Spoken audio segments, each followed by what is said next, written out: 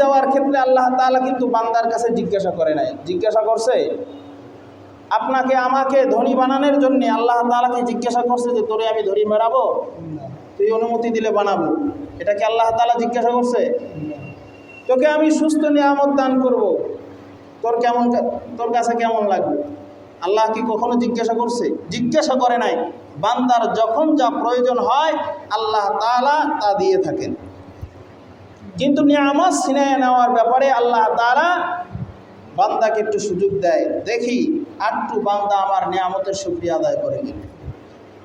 এই সুযোগটা দেয় কে? দুনিয়ার কোনো মানুষ এমন সুযোগ দিবে না।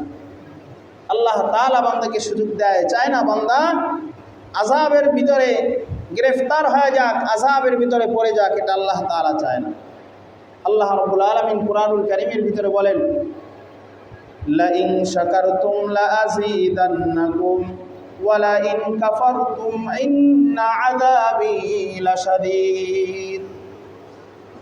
আল্লাহ রাব্বুল আলামিন বলেন, লা ইন শাকারতুম লা আযীদান্নাকুম, বান্দা তোমাদেরকে নিয়ামত দেওয়ার পর যদি তোমরা পরিপূর্ণভাবে নিয়ামতের শুকরিয়া আদায় করো, আমি আল্লাহ ওয়াদা দিলাম লা আযীদান্নাকুম, যে আমি আল্লাহ তোমাদেরকে আরো নিয়ামতে ভরপুর করে দিব। আরো আওয়াজ দিয়া বলেন না সুবহানাল্লাহ। আল্লাহ রাব্বুল আলামিন বলেন, নিয়ামত পাওয়ার পর শুকরিয়া আদায় করবা। শুকরিয়া আদায় করা কত বড় ইবাদত, শুকরিয়া আদায় করা কত বড় এক মহান ইবাদত। পয়গম্বর সাল্লাল্লাহু আলাইহি ওয়াসাল্লাম হাদিসের ভিতরে বলেন, যারা শুকরিয়া আদায় করে তাদের মাকাম, তাদের স্থান কোন জায়গায় গিয়ে থামে, তাদের স্থানটা কত দূর চলে যায়। পয়গম্বর সাল্লাল্লাহু আলাইহি ওয়াসাল্লাম বলেন, যারা নিয়ামতের শুকরিয়া আদায় করে তাদের মাকামটা ওই জায়গায় গিয়ে থামে যখন কোনো রোজাদার রোজা রেখে সবর করে।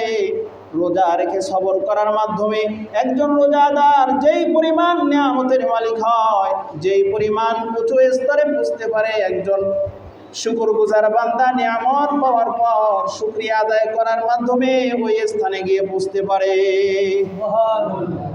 একজন রোজাদার রোজা রাখার পরে যেই স্থানে তার অবস্থান হয়, তার সম্মান যেই স্থানে বেড়ে যায়, একজন শুকরগুজার বান্দা শুকরিয়া আদায় করার দ্বারা ওই রোজাদারের স্থানে পৌঁছতে পারে।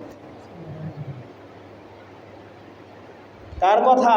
রাসূল আকরাম সাল্লাল্লাহু আলাইহি ওয়াসাল্লাম বলেন, ক্বালা রাসূলুল্লাহ সাল্লাল্লাহু আলাইহি ওয়াসাল্লাম, আত-তাঈমুশ শাকির বিমানজিলাতিস সাইমিস সাবির, যে একজন শুকরগুজার বান্দার স্থান মানজিল ওই পরিমাণ হয়ে যায় যেই পরিমাণ একজন রোজাদার সবরের মাধ্যমে তার স্থানকে বানায় নেয়, ওইখানে চলে যাবে একজন শুকরগুজার বান্দা।